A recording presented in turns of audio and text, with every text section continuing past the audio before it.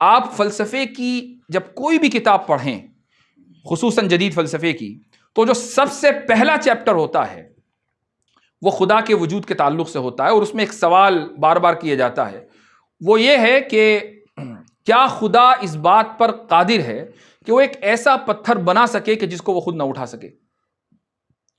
کیا خدا اس بات پر قادر ہے کہ وہ ایک ایسا پتھر بنا دے کہ جس کو وہ خود نہ اٹھا سکے؟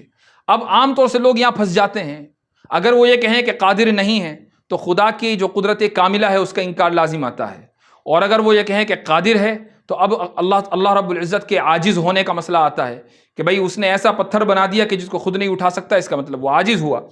تو اب یہاں جو جدید فلاسفرز ہیں وہ لوگوں کو پھنسا لیتے ہیں۔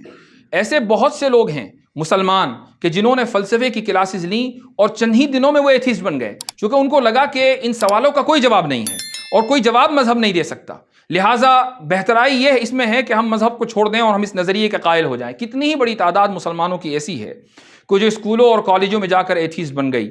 ایک واقعہ میرے ذہن میں آیا، وہ بھی سنا دوں کہ چند ماہ پہلے میں امریکہ کے ایک شہر میں جمعہ کے موقع پر خطاب کر رہا تھا، تو میں نے اس موقع پر ڈارونزم جو نظریہ ارتقاء ہے اس کی تردید کی اور اس کے خلاف دلائل دیے۔ تو ایک اسکول کا اسٹوڈنٹ جو غالباً 11ویں یا 12ویں جماعت کا طالب علم تھا، اس نے تقریر کے دوران ہاتھ اٹھایا، اور جب میں نے اس کو نہیں دیکھا میں نے اس کو اگنور کر دیا۔ جب اس نے دیکھا کہ مقرر صاحب نے مجھے اگنور کر دیا تو وہ کھڑا ہوا اور اس نے کہا کہ آپ جس نظریہ ارتقاء کا انکار کر رہے ہیں وہ غلط ہے، میں نظریہ ارتقاء کو ثابت کر دوں گا۔ چونکہ جمعہ کے خطاب کا موقع تھا اس لیے میں نے اس سے کہا کہ ٹھیک ہے، ہم جمعہ کی نماز کے بعد گفتگو کریں گے، لیکن فی الحال میں اپنی تقریر مکمل کر لوں۔ وہ یہ بات سن کر بیٹھ گیا۔ جمعہ کی نماز کے بعد اس سے کئی گھنٹے گفتگو ہوئی، اور اس کی تحریر بھی میں نے ایک سوشل میڈیا پر ڈالی تھی، کچھ لوگوں نے شاید اس کو پڑھا بھی ہوگا۔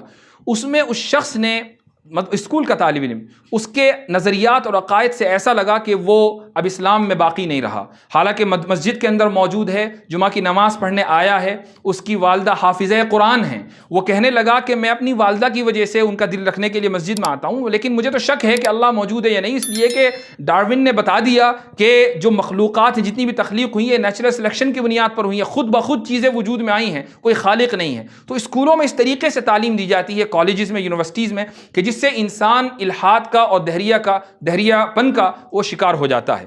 تو کہنے کا مقصد یہ ہے کہ فلسفے میں جو پہلا سوال آتا ہے وہ یہ کہ کیا خدا ایسا پتھر بنا سکتا ہے کہ جس کو وہ خود نہ اٹھا سکے؟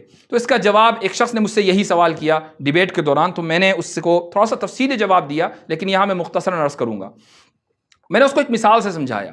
وہ مثال یہ تھی کہ خلق دراصل ایک فعل ہے، اور جس چیز کے اوپر خلق یہ فعل واقع ہو، جو اس خلق کے اثر کو قبول کرے، اسی کو ہم اصطلاح میں انفعال کہتے ہیں، اسی کو ہم اصطلاح میں تأثر کہتے ہیں۔ تو فعل گویا کہ فعل کا جو انجام دینے والا ہے وہ مؤثر ہے، اور جس کے اوپر فعل انجام دیا جا رہا ہے وہ متأثر ہے۔ تو خالق مؤثر ہے اور جتنی بھی مخلوقات ہیں وہ متأثر ہیں۔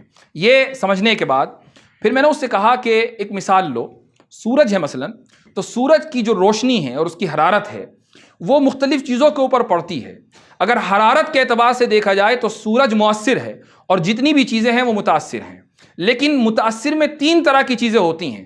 ایک وہ متاثر جو کامل درجے کا ہو، ایک وہ متاثر جو ناقص درجے کا ہو، ایک وہ متاثر جو معدوم ہو، اور تینوں کی مثال موجود ہے۔ مثلا آپ سورج کی روشنی کے سامنے ایک شیشہ رکھیں، اس شیشے پر سورج کی روشنی کا اتنا اثر ہوگا اس حرارت کا کہ اگر اس کے آگے آپ کاغذ رکھ دیں تو وہ کاغذ بھی جل جائے گا۔ یہ شیشہ جو ہے یہ متاثر کامل ہے، اس نے سورج کے اثر کو مکمل طور سے قبول کیا ہے کہ جو تاثیر سورج میں ہے اب وہ تاثیر شیشے کے اندر آ گئی۔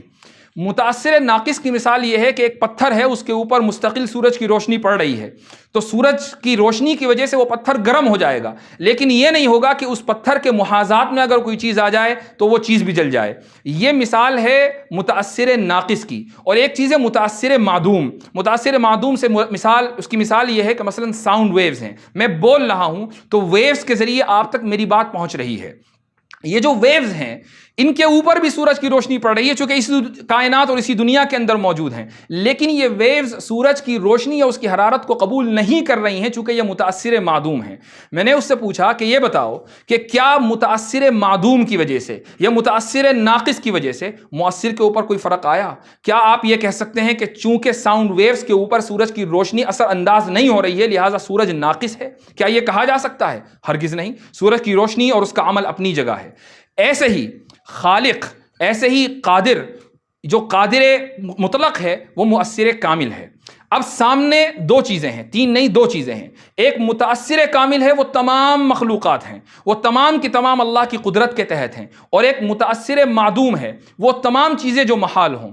تو اللہ رب العزت ایسا پتھر کہ جس کو اللہ رب العزت خود نہ اٹھا سکے، یہ متاثر معدوم ہے یعنی محال ہے، اور جو چیز محال ہو وہ قدرت کے تحت آتی ہی نہیں ہے، اس سے قدرت کے اوپر اثر پڑتا ہی نہیں ہے۔ آپ یہ نہیں کہہ سکتے کہ چونکہ اللہ رب العزت ایسا پتھر نہیں بنا سکتا لہٰذا وہ قادر مطلق نہیں ہے، یہ سوال ہی غلط ہے۔ جیسا کہ یہ کہنا کہ سورج کی روشنی ساؤنڈ ویوز کے اوپر اثر انداز نہیں ہوتی لہٰذا سورج کے اندر نقص ہے، یہ سوال محال، باطل اور غلط ہے۔ بالکل یہی سوال بھی اسی طریقے سے غلط ہے۔